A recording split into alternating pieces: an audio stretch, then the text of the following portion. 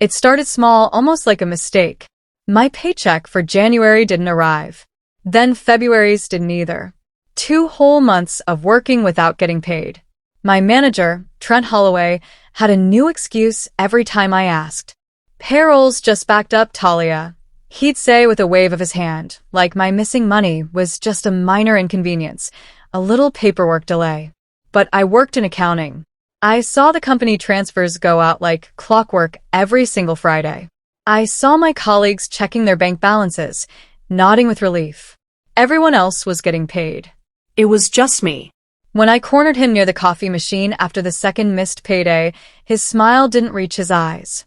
He leaned in like he was sharing a funny secret and laughed, a short, sharp sound that wasn't friendly at all. Maybe money avoids you, because you're bad luck, Talia. Ever think of that? His voice was loud enough for others to hear. A few people nearby chuckled nervously, avoiding my eyes. My face burned, but I didn't say anything. I just turned and walked back to my tidy desk, the laughter following me. That laughter felt colder than the Chicago wind outside. This wasn't just about delayed pay anymore. It felt personal, targeted. And the worst part? The office laughed with him. The laughter didn't stop after that day. It just got quieter, turning into whispers whenever I walked past. I'd hear snippets drift over the cubicle walls. Don't sit near her. She jinxed payroll. Or, did you hear Trent's nickname for her?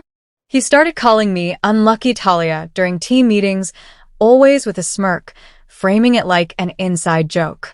But the joke wasn't funny when my landlord taped an eviction notice to my door, the red ink stark against the white paper. It wasn't funny when I stood in the grocery store aisle, calculating if I could afford both milk and bread, knowing my fridge was almost completely empty. The humiliation simmered, day after day, turning into a cold knot in my stomach. I'd always believed in professionalism, in keeping my head down and doing my job well, even when others took the credit. But this was different. This wasn't just unprofessional, it felt cruel. He wasn't just withholding my pay, he was trying to break my spirit, isolate me.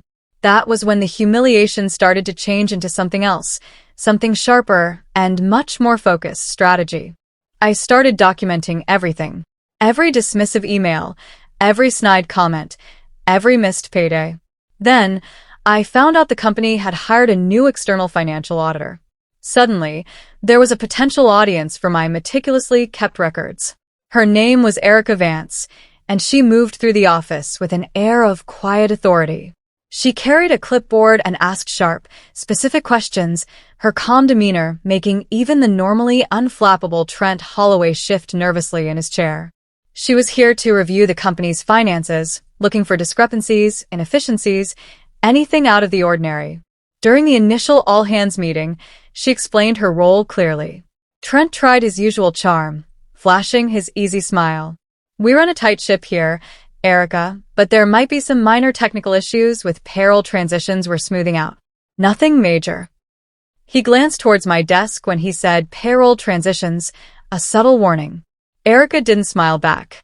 She just made a note on her clipboard, her expression unreadable. She spent the next few days interviewing department heads and reviewing financial statements in a closed conference room. I knew this was my chance. I couldn't approach her directly yet. Trent was watching me too closely. But I could prepare. I gathered my documentation, the emails, the dates, the bank statements showing 0 deposits from the company for January and February. I smiled politely whenever Trent or Erica passed my desk, maintaining my usual quiet professionalism. Inside, though, I was composing the opening lines of my own report, a detailed account of the past 2 months. A confession I would make sure the right people read at exactly the right time. That evening, I noticed Trent shredding documents late at night. He thought everyone had gone home. The office was dark except for the glow of his desk lamp and the harsh fluorescent lights above the shredder near the back wall. But he didn't know I often stayed late too, catching up on the extra work he always seemed to assign only to me. I watched from the shadows of my cubicle as he fed stacks of papers into the machine. It wasn't just random clutter. I recognized the letterhead, payroll reports, supplier invoices, even some forms with the HR logo. The methodical way he fed the machine, page by page, made my blood run cold. This wasn't routine cleanup. He was deliberately destroying records. Why shred payroll documents right before an audit? Unless those documents showed something he didn't want Erica Vance to see. My heart pounded. Staying hidden, I pulled out my phone, muffled the shutter sound, and started taking pictures. I captured every page I could clearly see before it disappeared into the shredder's teeth: timesheets, expense reports, internal memos. My hands were shaking, terrified he might turn around. He didn't. He finished, emptied the shredder bin into a black trash bag, tied it securely, and carried it out to the service elevator. As the door slid shut behind him, I quickly looked through the remaining small pile he'd left on the table. One of the shredded sheets caught my eye. It had my name and an altered signature. It took me nearly an hour, carefully piecing together the thin strips of paper under the dim light of my desk lamp. My hands trembled, not just from the tedious work, but from the chilling realization of what I was uncovering. The document was an internal HR form, specifically a voluntary separation notice. Dated January 15th, right after my first paycheck should have arrived. And there it was, my name typed neatly, followed by a signature that looked like mine at first glance but was slightly off, the loops tighter, the slant different. It was a forgery, and a clumsy one at that. Trent Holloway had filed paperwork stating I had resigned from my position voluntarily. That's why payroll stopped. According to the official system, I no longer worked there. My employee status had been terminated. Yet here I was, still sitting at my assigned desk, still receiving work assignments via email, still expected to perform all my duties. My physical presence, my email account, my heavy workload, all remained unchanged. But on paper, the paper that mattered for getting paid, I was a ghost. He hadn't just delayed my paychecks. He had systematically erased my employment to avoid paying me altogether, creating a phantom resignation to cover his tracks. I immediately, quietly, logged into the main HR database using my credentials, which miraculously still worked. I searched for my employee file. The result flashed on the screen. Record not found. Status deleted. According to the official Human Resources database, Talia Reid was gone. Deleted. A non-entity. Yet, paradoxically, I was still very much present, chained to my desk by an ever-increasing pile of work assignments delivered directly by Trent. He seemed to relish the irony, often sending emails with subject lines like, "Urgent task for Talia. Need this ASAP." He meticulously CC'd half the department on these requests, creating a digital trail of my continued workload, but he was always careful to exclude anyone from HR. It was a masterful, cruel deception. He was using me as his invisible workforce, leveraging my skills and dedication while ensuring I had no official standing to claim compensation. I realized he was likely using my resigned status to cover his own mistakes or budget shortfalls. Perhaps he had overspent his department budget and needed to cut costs drastically, and making one employee disappear on paper was his twisted solution. My unpaid labor was essentially propping up his department, fixing errors, completing projects, all while I technically didn't exist on the company books. The sheer audacity of it left me breathless. He hadn't just stolen my pay, he had stolen my professional identity within the company. I decided right then and there, sitting in the pre-dawn quiet of the office, surrounded by proof of his fraud. I would become exactly what he had made me. Invisible, but in a way he would never expect. The transition was subtle. I stopped responding to Trent's emails directly from my official work account. Instead, I set up a filter to forward his requests to a secondary, personal email address I rarely used. From there, I completed the tasks meticulously, just as I always had. But when I sent the finished work back, I used a new alias, J. Reid, and routed it through a temporary, untraceable email forwarder that masked the origin. To Trent, it probably just looked like a minor system quirk, perhaps an email signature glitch. He never questioned it. In fact, he seemed to embrace the efficiency of J. Reid. The replies were prompt, the work flawless. J. Reid quickly became his go-to resource for complex reports and urgent spreadsheet fixes. Every financial projection he proudly presented in management meetings, claiming it as his own brilliant analysis. I wrote it under my alias. Every reconciled account statement that saved a major client from leaving after his department made a costly error. My work, submitted anonymously. I became the ghost in his machine, the invisible hand fixing his messes and polishing his reputation, all while he remained blissfully unaware, still occasionally making unlucky Talia jokes in the hallway. He thought he had erased me, but I was embedding myself deeper into his operations than ever before, becoming indispensable in my apparent absence. The best part? I attached invisible metadata to each file linking back to my original user ID and workstation. Metadata became my secret weapon. Every file I created, every spreadsheet I updated, every report I finalized under the guise of J. Reed carried hidden digital breadcrumbs. Timestamps pinpointing exactly when I worked on the files, often late at night, unpaid. User identification tags linked directly to my supposedly deleted employee profile. Edit histories showing a clear trail of my contributions, contrasting sharply with Trent's minimal input. It was my invisible fingerprint, embedded securely within the code of each document. Month after month, I meticulously built this digital fortress of evidence. February bled into March, then April. 3 months of unpaid, invisible labor, all documented in the hidden layers of the files Trent so proudly claimed as his own work. He was effectively approving my contributions with his own digital signature every time he forwarded or presented a file I had created. He was building my case for me, completely unaware. The beauty of it was its deniability for him, and its irrefutability for me. He couldn't claim ignorance, because the proof was woven into the very fabric of the work he was using. It was time to give the auditor, Erica Vance, a gentle nudge in the right direction. I drafted a concise, anonymous email from a secure, temporary account. Subject: potential inconsistencies in project files J3, J9. Suggest review of metadata and edit histories. Concerned employee. I hit send, my heart pounding a steady rhythm of anticipation and resolve. The anonymous email landed like a spark in dry tinder. The very next morning, Erica Vance called an unscheduled, closed-door meeting with Trent and the head of finance. The usual buzz of the office floor quieted as people noticed the tense atmosphere. Trent walked into the conference room with his usual confident stride, flashing a smile at his assistant. He walked out 45 minutes later looking pale, his usual swagger replaced by a stiff, unnatural posture.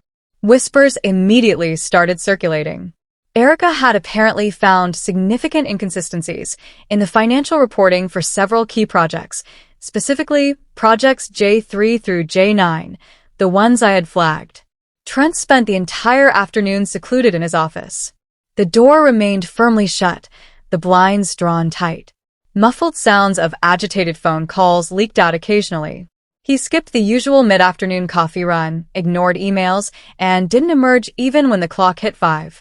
The rest of us tried to work, pretending everything was normal, but the tension was palpable.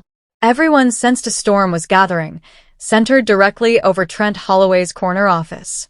I kept my head down, diligently processing invoices, responding to routine queries, sipping my now cold coffee. I felt a strange calm amidst the rising chaos. My digital trap had been sprung. He knew they were closing in, but he didn't know how or who was responsible. Just before leaving for the day, my phone pinged. A notification from my bank.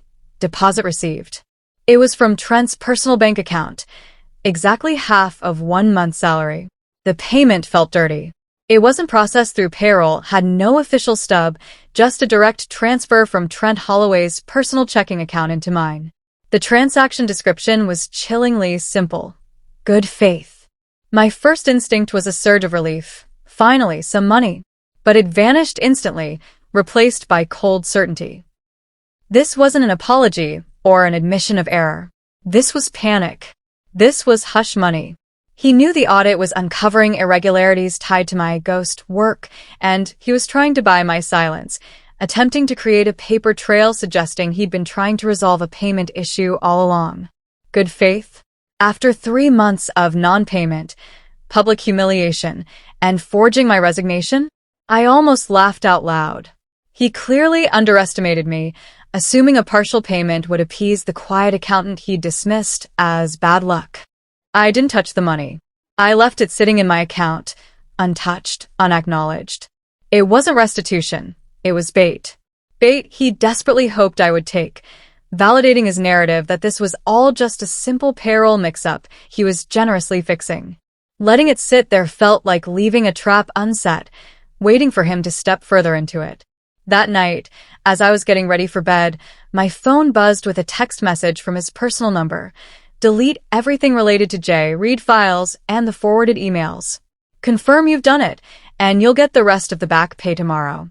Keep quiet. His text was a gift.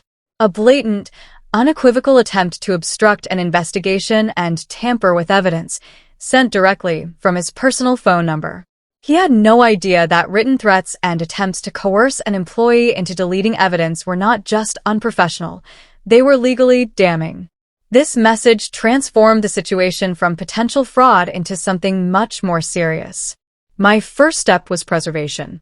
I immediately forwarded the text message to 3 separate, secure email accounts, my personal Gmail, a dedicated archive account, and even one belonging to my sister who lived out of state, just for redundant backup. I took screenshots of the message, ensuring the timestamp and his phone number were clearly visible. I saved these images to multiple cloud storage locations, Google Drive, Dropbox, a secure external hard drive. He wanted me to delete everything. Instead, I multiplied the evidence. With the threats safely documented, I turned my attention to the next phase. It was time to escalate beyond the internal audit. I logged back into my secure, anonymous email account and began drafting a new message, this one addressed to the company's Board of Directors Ethics Committee, CCing the CEO and the head of HR. Subject: formal complaint regarding financial misconduct and employee coercion, Trent Holloway. I attached the text message screenshot, the forged resignation notice, and a brief summary of the unpaid wages and ghost work situation. I didn't hit send yet. Instead, I carefully scheduled the email to be delivered automatically at 7 a.m. the next morning, just as the key executives would be starting their day. The email detonated precisely as planned. By 9 a.m., the office wasn't just buzzing.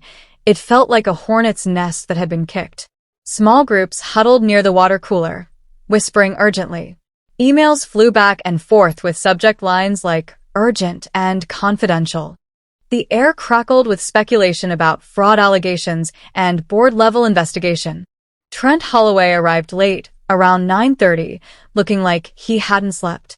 He tried to project his usual confidence, but his eyes darted nervously around the room. He made it halfway to his office before his assistant intercepted him, handing him a sealed envelope. He ripped it open, read the contents, and his face went white. He disappeared into his office, slamming the door shut so hard the walls vibrated. For the next hour, muffled shouting erupted periodically from behind his closed door as he paced back and forth, yelling into his phone.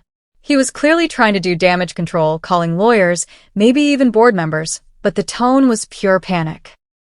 I remained at my desk, meticulously organizing expense reports, sipping my coffee as if it were just another Tuesday morning. I focused on my breathing, keeping my expression neutral, even as colleagues shot curious glances my way. Inside, my heart hammered against my ribs, but on the outside, I projected calm. Then around 10:30, the office door swung open and Erica Vance, the auditor, walked out. She surveyed the tense office floor for a moment, her gaze sweeping past the huddled whispers, and walked straight to my desk. Erica stopped directly in front of my cubicle, her expression calm but intense. The ambient noise of the office seemed to fade as several colleagues subtly turned their attention towards us. She didn't waste time with pleasantries. Her question wasn't accusatory but knowing. "How long have you been documenting this, Talia?" Not, "Did you send the email?" or "What do you know about this?" She already knew I was the source. She was assessing the depth of my preparation. In that moment, I understood she wasn't just an auditor. She was potentially an ally. Since January 15th, I replied quietly, meeting her gaze. The day my first paycheck was missing and Trent filed the forged resignation. I opened a locked folder on my desktop, displaying the key pieces of evidence.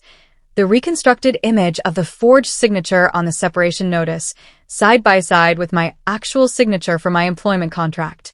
The clear trail of metadata from the J-Read files, showing my user ID and late-night timestamps. The deposit slip from Trent's personal account labeled Good Faith. And finally, the screenshot of his text message demanding I delete everything. Erica reviewed each item methodically, nodding slowly. Her eyes lingered on the text message. He put this in writing, she murmured, more to herself than to me. She looked up, her decisions seemingly made. The Ethics Committee has convened an emergency hearing for tomorrow morning. They've requested Trent's presence. Would you be willing to testify before the board and present this evidence? The request hung in the air. Testify? Against my manager? In front of the company's board of directors? My throat went dry. This wasn't just about getting my back pay anymore. This was a direct confrontation, a high-stakes gamble where my career, my reputation, and potentially my future employment were on the line. I went home that night, my mind racing. The image of the boardroom, filled with powerful executives, felt overwhelming. Trent would be there, cornered and desperate, likely with the company's lawyers flanking him. They would try to discredit me, paint me as disgruntled, perhaps even accuse me of fabricating the evidence or hacking the system to plant the metadata. What if they believed him? What if they decided it was easier to sacrifice a quiet accountant than to admit a senior manager had committed fraud under their watch? Fear coiled in my stomach, cold and tight. I thought about the whispers, the humiliation, the struggle to pay my bills while working for free. I thought about the forged signature, the blatant theft of my identity and my labor. But mostly, I thought about his text message. Delete everything. He hadn't just stolen from me. He had tried to coerce me into becoming complicit in his crime. Fear has a strange way of transforming when you feel you've already hit bottom. When you've endured months of quiet degradation, the prospect of a public fight becomes less terrifying. You stop worrying so much about simple survival. You start craving justice. The next morning, I emailed Erica Vance a single sentence. Yes, I will testify. The main conference room on the executive floor felt unnaturally cold. The long mahogany table gleamed under recessed lighting, reflecting the serious faces of the 6 board members, the CEO, the head of HR, and Erica Vance. Trent Holloway sat at the opposite end, flanked by 2 sharp-suited lawyers from the company's retained firm. He offered a tight, forced smirk as I entered, a last flicker of his usual arrogance. I took my designated seat, placing my organized binder of evidence squarely in front of me. James, the lead lawyer, began by stating Trent's position, payroll errors, technical glitches, misunderstandings. Then it was my turn. I spoke calmly, methodically, walking them through the timeline from the first missed paycheck in January. I presented the emails where Trent dismissed my inquiries. I showed them the reconstructed resignation form with a forged signature, placing my original employment contract beside it for comparison. The room was utterly silent. Trent started to interrupt, but the CEO held up a hand, silencing him. I then detailed the J-Read alias, explained the metadata embedded in the files, and projected screenshots showing the edit trails, my user ID, the late-night timestamps, Trent's digital signature of approval on work he claimed was his. The final piece was the text message. I displayed the screenshot on the main screen. Delete everything, and you'll get the rest.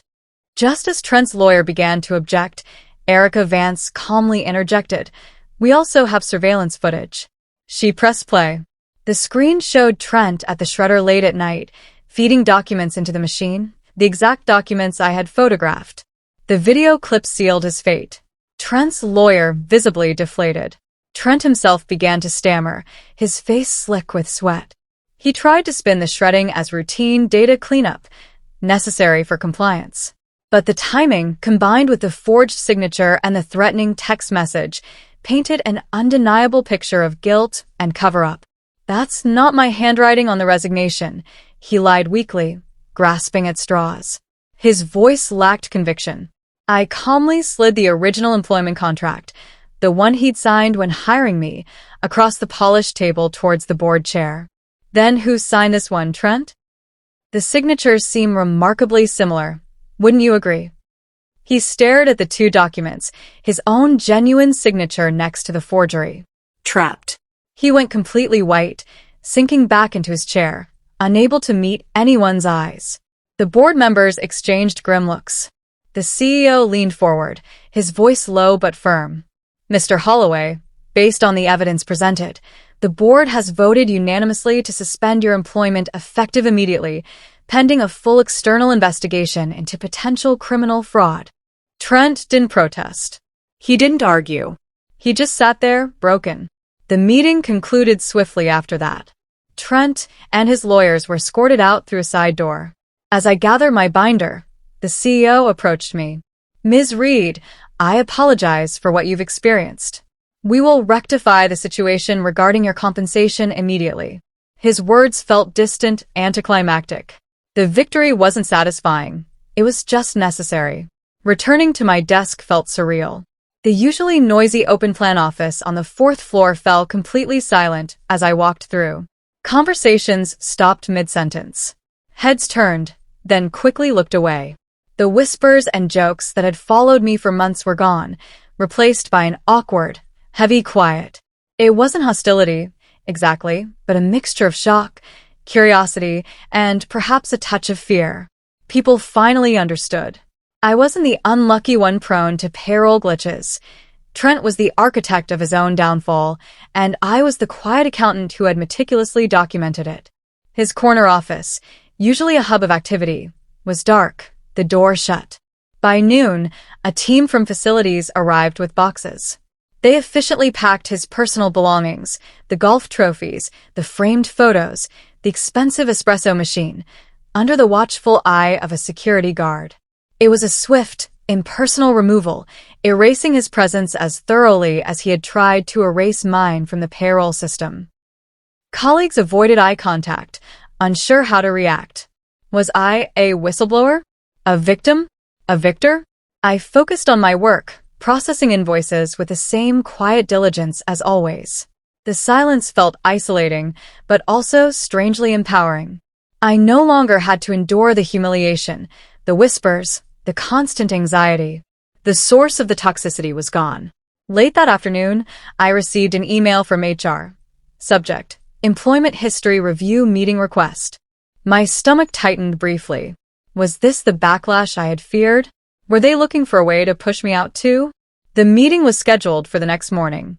I walked into the HR meeting expecting the worst, bracing myself for accusations or subtle pressure to resign. Instead, Martha, the HR director, offered me a seat and a surprisingly warm smile. Talia, she began, first, let me reiterate the company's apology. What Trent did was unacceptable, and we're taking steps to ensure it never happens again. She slid a document across the table. We've reviewed your employment status. As you know, Trent fraudulently processed your resignation in January. Because that action was unauthorized and illegal, your employment was never legally terminated. You remained an active employee throughout this period. I stared at the paper, processing the implications. Being deleted from the active payroll system, while devastating financially, had created an unexpected silver lining. There was no official record of my termination, voluntary or otherwise. Therefore, Martha continued, the company owes you full back pay for the entire period from January 15th to today, including standard benefits contributions. She paused, then added, furthermore, due to the extraordinary circumstances and the company's failure to catch this sooner, we are adding statutory penalties for delayed wages and a significant additional sum as compensatory damages for the distress caused. She circled the final number on the document. It was nearly 4 times my annual salary. My breath caught. It was a life-changing amount of money. We'd like to process this payment immediately, Martha said. We just need your confirmation. I took a pen, my hand steady. I request this payment commitment in writing, I stated clearly, with details on the interest calculation for the delayed wages. The official letter arrived the next day via certified mail, detailing the back pay, penalties, interest calculations, and the compensatory damages, confirming the total amount. It was signed by both the head of HR and the chief financial officer. Holding that letter felt like holding concrete proof that I had won, not just morally, but financially and legally. The money appeared in my bank account 48 hours later. Seeing the balance jump so drastically was surreal. It was more money than I had ever imagined having, a direct result of Trent's attempt to steal a few $1,000s from me. The irony wasn't lost on me. That same afternoon, an email landed in my inbox directly from the CEO, Arthur Finch. Subject: a personal apology. It read, "Dear Ms. Reed, on behalf of the entire executive team, I want to extend my sincerest apologies for the unacceptable situation you endured under Mr. Holloway's management. His actions were a gross violation of trust and our company's ethical standards. We deeply regret the hardship and distress this caused you. We appreciate your courage in bringing this matter to light and assure you that we are implementing stricter oversight to prevent any recurrence. We value your work and hope you will consider continuing your career with us." I read the carefully worded apology.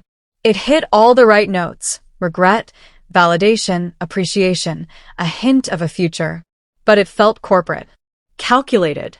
Necessary PR dressed in the language of empathy. I didn't respond. Some apologies feel genuine. Others feel like liability management. This felt like the latter. But I saved the email anyway, filed it meticulously in my digital evidence folder. Receipts matter. Always. That Friday, as I was packing up to leave, my phone rang. It was a headhunter from a rival pharmaceutical firm. "Ms. Reed? My name is Beatrice Bell. I received your contact information from Erica Vance. She spoke very highly of your analytical skills and integrity. We'd like to meet you." The interview was less of a traditional Q&A and more of a strategic discussion. The rival firm, Farmling Distributions, wasn't just looking for an accountant. They were looking for someone who understood financial systems deeply, someone meticulous enough to spot irregularities, and someone with the integrity to act on them. Erica Vance had apparently shared a redacted version of her audit report with company permission, I assumed, highlighting the anomalies uncovered and the internal source, whose documentation proved crucial. They didn't know the full story of the non-payment or the bad luck comments, but they knew I was the person who had untangled Trent's mess. Mark Theron, the VP of Operations at Farmlink, was direct. "Talia, we need someone like you. Someone who sees the details others miss and isn't afraid to flag them. We're expanding rapidly, and our logistics and financial controls need to be flawless." He slid an offer letter across the table. Senior financial analyst, reporting directly to the CFO. The starting salary was nearly double what I was making before Trent's fraud. It included a significant signing bonus and better benefits. It was a role focused on system integrity and process improvement, exactly the kind of work I excelled at and enjoyed. I accepted on the spot. Leaving my old company felt anticlimactic. I gave my 2 weeks' notice, worked diligently through the transition, and documented all my ongoing projects. But I wasn't quite finished there. Not until the culture that allowed someone like Trent to thrive, even temporarily, understood the true cost of ignoring the quiet ones. I still had one final file to send before I walked out that door for good. One last piece of documentation to ensure my experience wasn't just an isolated incident, but a catalyst for change. I wasn't seeking revenge anymore. I was seeking prevention, making sure no one else became bad luck. On my last day, just before logging out of my company email for the final time, I sent one last internal memo. It wasn't addressed to anyone specific, but rather BCC'd to the general employee distribution list I still, perhaps overlooked, had access to. The subject line was simple: resource, understanding and protecting your employee rights. The body of the email was concise and professional. It outlined key aspects of labor law regarding timely wage payment, whistleblower protections, and the illegality of retaliation. It detailed the company's official anonymous ethics hotline, a number few people knew existed, and provided links to state and federal Department of Labor resources. Crucially, it included a section titled, recognizing signs of financial misconduct and workplace exploitation, listing subtle red flags like inconsistent payroll, pressure to ignore procedures, managers handling tasks usually done by finance, and attempts to discourage communication with HR. It ended with a simple statement: knowledge is the first step toward ensuring a fair and ethical workplace for everyone. I hit send and immediately logged out, shutting down my computer. I didn't wait to see the reaction. I didn't need to. I knew that email would spread through the company like wildfire. It was practical, informative, and directly addressed the anxieties Trent's actions had undoubtedly stirred up among other employees. It armed them with information, the very thing Trent had tried to suppress. As I walked out, I glanced towards the main bulletin board in the break room. Someone had already printed out my memo and pinned it right in the center. The ripple effects of that final memo became apparent sooner than I expected.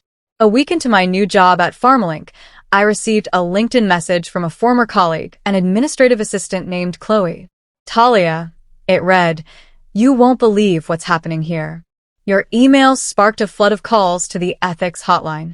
People are reporting all sorts of things. Managers approving questionable expenses, pressure to fudge numbers on reports, even instances of timecard fraud. HR is swamped. They've launched 3 internal investigations already."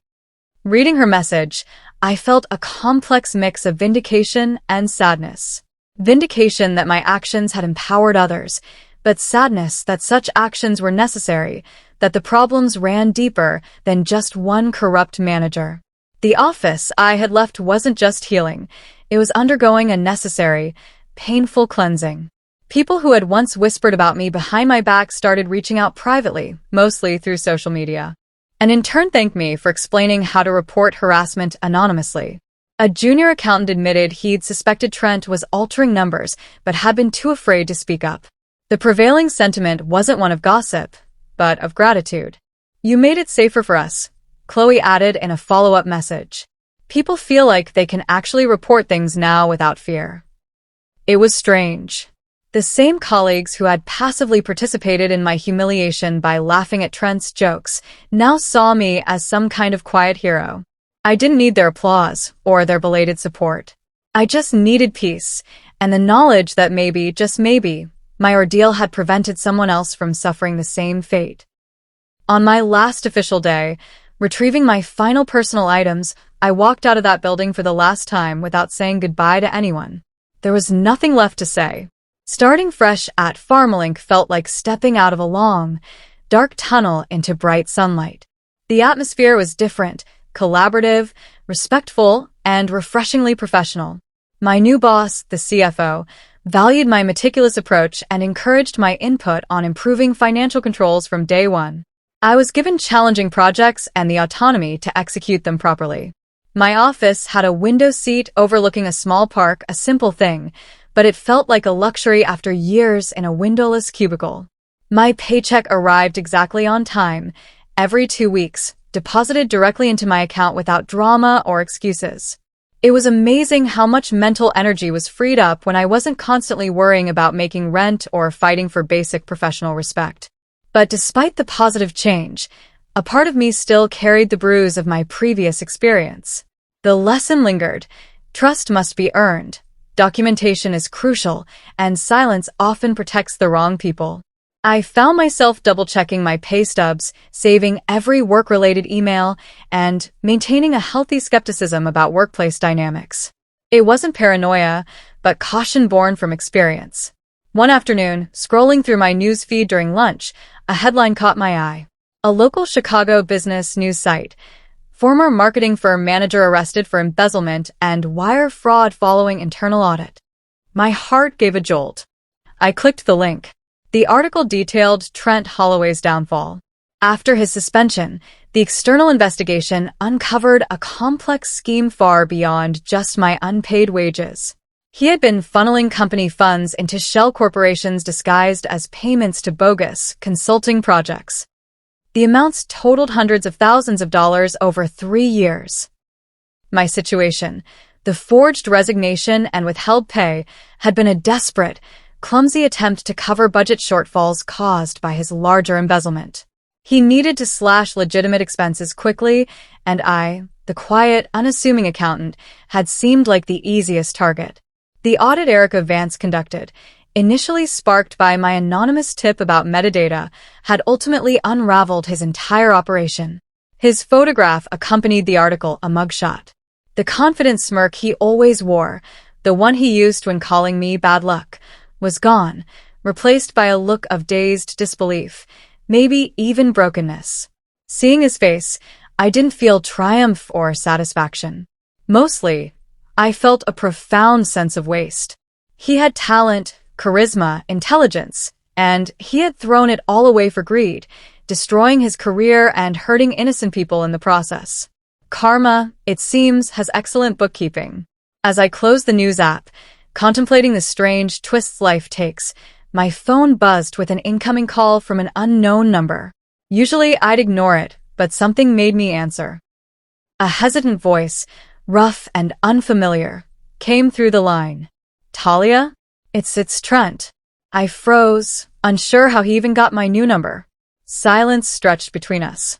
What do you want, Trent? I finally asked, my voice colder than I intended. There was a long pause, filled only by the sound of his unsteady breathing. I read the news. About my arrest. Another pause. You destroyed me, he said, the words heavy with resignation, not anger. But I deserved it. Every bit of it. I just wanted you to know. I know that now. There were no threats, no justifications, just the flat acknowledgement of his own self-destruction. He waited, perhaps for a response, an argument, maybe even absolution. I offered none. Goodbye, Trent, I said quietly and hung up. I immediately blocked the number. His admission changed nothing. The damage was done, the consequences delivered. His regret, if it was even genuine, was his own burden to carry, not mine. I deleted the call log entry and turned back to my work, the incident already receding in my mind. Bad luck? Maybe I had been, but only for the kind of men who mistake quietness for weakness, who believe meticulous women won't keep flawless receipts. Looking out my office window at the green park below, I saw my own reflection faintly superimposed on the glass. The face looking back wasn't smiling triumphantly, but there was a calm certainty in the eyes, the look of a woman who had faced down disrespect and deceit, navigated the corporate battlefield, and emerged not just intact, but stronger, wiser, and finally, undeniably in control. My quiet war was over.